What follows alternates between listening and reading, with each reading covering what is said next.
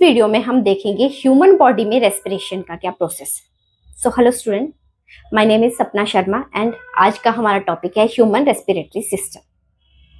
तो इसमें हम ह्यूमन रेस्पिरेटरी सिस्टम के बारे में जानेंगे कि ऐसे कौन कौन से ऑर्गन्स हैं जो कि रेस्पिरेशन में जो है एक्टिव रोल प्ले करते हैं।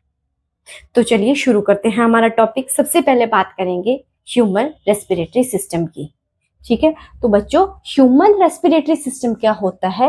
Human respiratory system is a network of organs responsible for the exchange of gases where oxygen is taken into the body and carbon dioxide is expelled.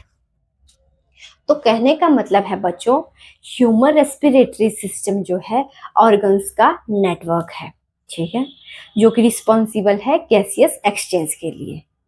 ये क्या करते हैं, इसमें जो है ऑक्सीजन को जो है हम बॉडी के अंदर इनहेल करते हैं और कार्बन डाइऑक्साइड को जो है बॉडी से एक्सहेल करते हैं। ठीक है, मतलब इनहेल करने का मतलब है हम ऑक्सीजन को बॉडी के अंदर लेते हैं और कार्बन डाइऑक्साइड को जो है बॉडी के बाहर निकालते हैं। ठीक है, अब नेक्स्ट हम पढ़ेंगे ऐसे कौन कौन से ऑर्गन्स हैं जो कि रेस्पिरेशन में जो है एक्टिव रोल प्ले करते हैं। तो चलिए वन बाय वन उनको पढ़ते हैं। तो मैं डायग्राम की हेल्प से आपको बताती हूँ। फर्स्ट ऑर्गन है नोज, नेक्स्ट है हमारा नेजल कैविटी, थर्ड है pharynx, larynx, trachea, bronchi, lungs, alveoli and diaphragm. ये वो ऑर्गन्स हैं बच्चों जो कि रेस्पिरेशन में जो है हेल्प करते हैं। ठीक है, अब बात करें नोज की, तो नोज जैसे ही हम नोज से जो है एयर ब्रीथ करते हैं बच्चों, तो जो नोज के ये दो होल्स होते हैं इनको बोला जाता है नॉस्ट्रिल। नॉस्ट्रिल के थ्रू जो है हम एयर को अपने अंदर लेंगे और वो जाएगी नेजल कैविटी में, नोज से चलेगी नेजल कैविटी में। अब जो नेजल कैविटी है, नेजल कैविटी के सरफेस के ऊपर बच्चों म्यूकस होता है और क्या होता है, नेजल हेयर्स होते हैं। इनका क्या फंक्शन रहता है? म्यूकस और नेजल हेयर का फंक्शन रहता है बच्चों, जो भी डस्ट पार्टिकल्स होगी, जो भी इम्प्योरिटीज होगी, उनको जो है ट्रैप करना। उनको ट्रैप करती है, क्यों करती है? ताकि हमारे लंग्स हैं उन तक जो है प्योर एयर जो है पहुंच सके। ठीक है, तो ये इनका मेन फंक्शन होता है। इसके बाद जो है नेजल कैविटी से जो हमारी एयर जाएगी बच्चों फेरेंक्स में। ठीक है, फेरेंक्स ये कॉमन पैसेज है बच्चों एयर का, फूड का और वाटर का। ठीक है, जैसे मुंह से हमारा जो भी हम फूड आएगा वो भी फेरेंक्स में आएगा, नोज से जो एयर आएगी वो भी फेरेंक्स, मतलब एक कॉमन पैसेज है, यहाँ से जो है वो चीजें पास होंगी।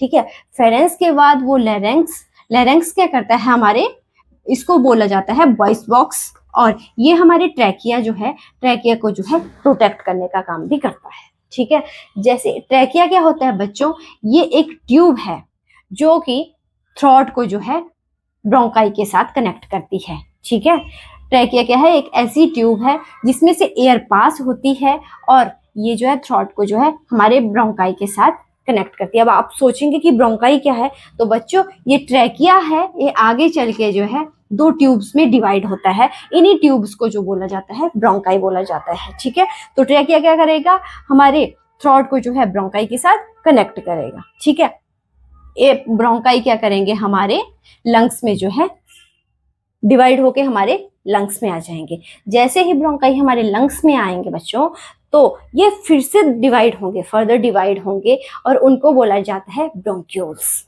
ठीक है, अगर सिंगुलर होगा तो उसे ब्रोंकस बोला जाएगा एंड बहुत सारे होंगे तो उसको जो है ब्रोंक्यूल्स बोला जाएगा। ठीक है, और ये जो हमारा लंग्स है बच्चों, ये लंग्स कहाँ प्रेजेंट होता है, ये चेस्ट कैविटी में प्रेजेंट होता है लंग्स हमारा। अगर पूछा जाए कि लंग्स कहाँ प्रेजेंट होता है तो आपको याद रखना है कि लंग्स हमारे चेस्ट एरिया में प्रेजेंट होता है। ठीक है, और अगर नेक्स्ट बात करें हमारी डायफ्राम की, तो बच्चों चेस्ट कैविटी और हमारी एब्डोमिनल कैविटी है उसको जो सेपरेट करता है, मस्कुलर पोर्शन जो है, मस्कुलर पार्टीशन जो उसको जो है सेपरेट करेगा, उसको बोला जाएगा बच्चों डायफ्राम।